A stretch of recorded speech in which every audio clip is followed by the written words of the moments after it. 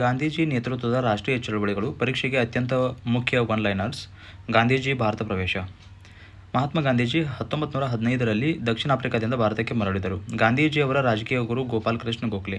ಗಾಂಧೀಜಿಯವರ ಹೋರಾಟದ ಪ್ರಮುಖ ಅಸ್ತ್ರಗಳು ಸತ್ಯಾಗ್ರಹ ಮತ್ತು ಅಹಿಂಸೆ. ಗಾಂಧೀಜಿಯವರ ಮೊದಲ ಪ್ರಮುಖ ಸತ್ಯಾಗ್ರಹ ಭಾರತದಲ್ಲಿ ಚಂಪಾರಣ್ಯ ಸತ್ಯಾಗ್ರಹ 1917. ಆರಂಭಿಕ ಸತ್ಯಾಗ್ರಹಗಳು. ಚಂಪಾರಣ್ಯ ಸತ್ಯಾಗ್ರಹ 1917 ಬಿಹಾರದಲ್ಲಿ.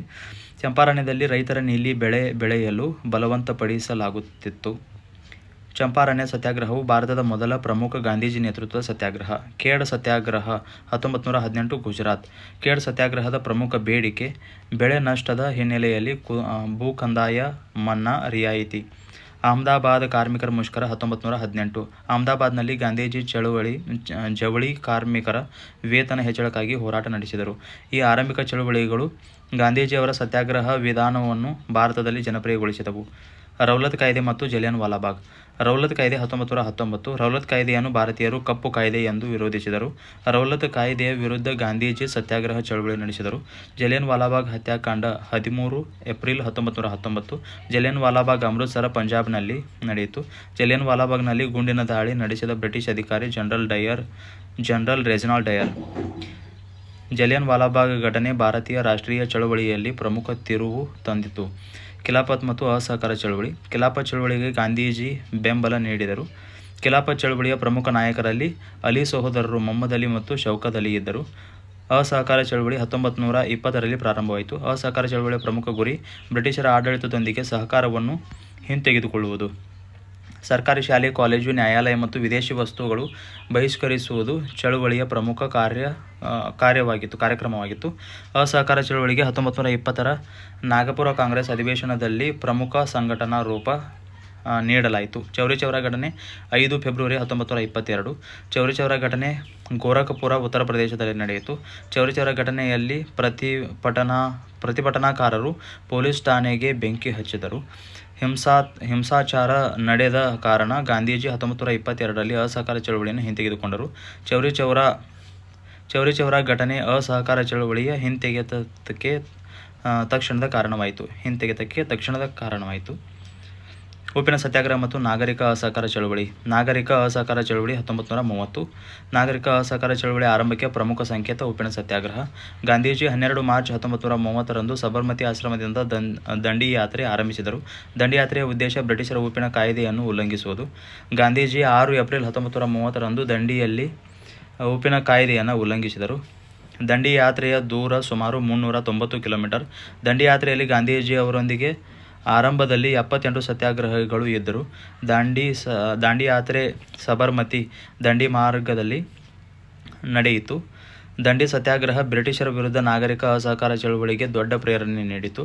ನಾಗರಿಕ ಅಸಹಕಾರ ಚಳವಳಿಯಲ್ಲಿ ಉಪ್ಪಿನ ಕಾಯ್ದೆ ಉಲ್ಲಂಘನೆ, ವಿದೇಶಿ ವಸ್ತುಗಳ ಬಹಿಷ್ಕಾರ ಮತ್ತು ತೆರಿಗೆ ನಿರಾಕರಣೆ ಮುಂತಾದವುಗಳು ಪ್ರಮುಖವಾಗಿದ್ದವು.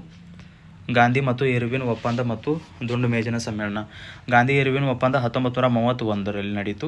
ಈ ಒಪ್ಪಂದದ ನಂತರ ಗಾಂಧೀಜಿ 2ನೇ ದುಂಡು ಮೇಜಿನ ಸಮ್ಮೇಳನದಲ್ಲಿ ಭಾಗವಹಿಸಿದರು. 2ನೇ ದುಂಡು ಮೇಜಿನ ಸಮ್ಮೇಳನ ಲಂಡನ್ನಲ್ಲಿ 1931ರಲ್ಲಿ ನಡೆಯಿತು.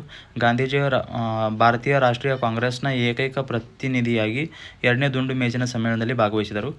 ದುಂಡು ಮೇಜಿನ ಸಮ್ಮೇಳನದಿಂದ ನಿರೀಕ್ಷೆ ಫಲಿತಾಂಶ ದೊರೆಯದ ಕಾರಣ ನಾಗರಿಕ ಅಸಹಕಾರ ಚಳವಳಿ ಮತ್ತೆ ಮುಂದುವರಿಯಿತು.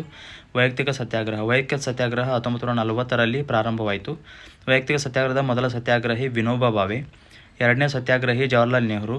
ವೈಯಕ್ತಿಕ ಸತ್ಯಾಗ್ರಹದ ಪ್ರಮುಖ ಉದ್ದೇಶ ಭಾರತೀಯ ಒಪ್ಪಿಗೆಯಿಲ್ಲದೆ ಬ್ರಿಟನ್ ಭಾರತವನ್ನು ದ್ವಿತೀಯ ವಿಶ್ವಯುದ್ಧಕ್ಕೆ ಒಳಪಡಿಸಿರುವುದನ್ನು ವಿರೋಧಿಸುವುದು. ಭಾರತ ಬಿಟ್ಟು ತೊಲಗಿ ಚಳವಳಿ. ಭಾರತ ಬಿಟ್ಟು ತೊಲಗಿ ಚಳವಳಿ 1942. ಭಾರತ ಬಿಟ್ಟು ತೊಲಗಿ ಚಳವಳಿಯ ನಿರ್ಣಯವನ್ನು 8 ಆಗಸ್ಟ್ 1942ರಂದು ಬಾಂಬೆಯಲ್ಲಿ ಅಂಗೀಕರಿಸಲಾಯಿತು. ಈ ಚಳವಳಿಯ ಪ್ರಸಿದ್ಧ ಘೋಷಣೆ ಮಾಡು ಇಲ್ಲವೇ ಮಡಿ, ಡೂ ಆರ್ ಡೈ. ಮಾಡು ಇಲ್ಲವೇ ಮಡಿ ಎಂಬ ಘೋಷಣೆಯನ್ನು ಮಹಾತ್ಮ ಗಾಂಧೀಜಿಯವರು ನೀಡಿದರು. 9 ಆಗಸ್ಟ್ 1942ರಂದು ಗಾಂಧೀಜಿ ಸೇರಿದಂತೆ ಪ್ರಮುಖ ಕಾಂಗ್ರೆಸ್ ನಾಯಕರನ್ನು ಬಂಧಿಸಲಾಯಿತು. ಭಾರತ ಬಿಟ್ಟು ತೊಲಗಿ ಚಳವಳಿಯ ಪ್ರಮುಖ ಘೋಷಣೆ ಬ್ರಿಟಿಷರೇ ಭಾರತ ಬಿಟ್ಟು ತೊಲಗಿ. ಭಾರತ ಬಿಟ್ಟು ತೊಲಗಿ ಚಳವಳಿಯನ್ನು ಆಗಸ್ಟ್ ಕ್ರಾಂತಿ ಎಂದು ಕರೆಯಲಾಗುತ್ತದೆ. ಅರುಣಾ ಅಸಫ್ ಅಲಿ ಅವರು 1942ರ ಚಳವಳಿಯಲ್ಲಿ ಪ್ರಮುಖ ಪಾತ್ರ ವಹಿಸಿದರು.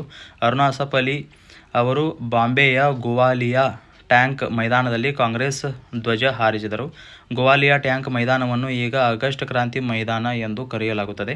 ಪೂನಾ ಒಪ್ಪಂದ ಅತ್ಯಂತ ಮುಖ್ಯ. ಪೂನಾ ಒಪ್ಪಂದ 1932ರಲ್ಲಿ ನಡೆಯಿತು. ಪೂನಾ ಒಪ್ಪಂದವನ್ನು ಮಹಾತ್ಮ ಗಾಂಧಿ ಮತ್ತು ಡಾ. ಬಿ. ಆರ್. ಅಂಬೇಡ್ಕರ್ ಅವರ ನಡುವೆ ನಡೆದ ಪ್ರಮುಖ ಒಪ್ಪಂದ.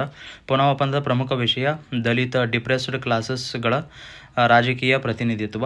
ಪೂನಾ ಒಪ್ಪಂದವು ಪ್ರತ್ಯೇಕ ಮತದಾರರ ಮಂಡಳಿಯ ಬದಲಿಗೆ ಜಂಟಿ ಮತದಾರರ ಮಂಡಳಿ ಮತ್ತು ಮೀಸಲು ಸ್ಥಾನಗಳ ವ್ಯವಸ್ಥೆಯನ್ನು ಒದಗಿಸಿತು. 1915ರಲ್ಲಿ ಗಾಂಧೀಜಿ ಭಾರತಕ್ಕೆ ಮರಳಿದರು. 1917ರಲ್ಲಿ ಚಂಪಾರಣ್ಯ ನೀಲಿ ಬೆಳೆ ನಡೆಯಿತು. 1918ರಲ್ಲಿ ಖೇಡ ಮತ್ತು ಭೂಕಂದಾಯ ರಿಯಾಯಿತಿ. 1918ರಲ್ಲಿ ಅಹಮದಾಬಾದ್ ಜವಳಿ ಕಾರ್ಯಕ್ರಮ. 1919 ರೌಲತ್ ಕಾಯ್ದೆ. 13/4/1919 ಜಲಿಯನ್ ವಾಲಾಬಾಗ್ ಜನರಲ್ ಡಯರ್. 1920 ಅಸಹಕಾರ ಚಳವಳಿ. 1922 ಚೌರಿ ಚೌರ ಕದನ, ಅಸಹಕಾರ ಚಳವಳಿ ಹಿಂತೆಗೆತ. 1930 ನಾಗರಿಕ ಅಸಹಕಾರ ಚಳವಳಿ. 12/3/1990 ದಾಂಡಿ ಯಾತ್ರೆ ಆರಂಭ. 6/4/1930 ಉಪ್ಪಿನ ಕಾಯ್ದೆ ಉಲ್ಲಂಘನೆ. 1931 ಗಾಂಧಿ ಇರ್ವಿನ್ ಒಪ್ಪಂದ. 1931 ಎರಡನೇ ದುಂಡು ಮೇಜಿನ ಸಮ್ಮೇಳನ. 1932 ಪೂನಾ ಒಪ್ಪಂದ ಗಾಂಧಿ ಮತ್ತು ಅಂಬೇಡ್ಕರ್. 1940 ವೈಯಕ್ತಿಕ ಸತ್ಯಾಗ್ರಹ, ಮೊದಲಿಗರು ವಿನೋಬಾ ಭಾವೆ. 1942 ಭಾರತ ಬಿಟ್ಟು ತೊಲಗಿ ಚಳವಳಿ. 8/8/1942 ಮಾಡು ಇಲ್ಲುಮಡಿ. 9/8/1942 ಪ್ರಮುಖ ನಾಯಕರ ಬಂಧನ.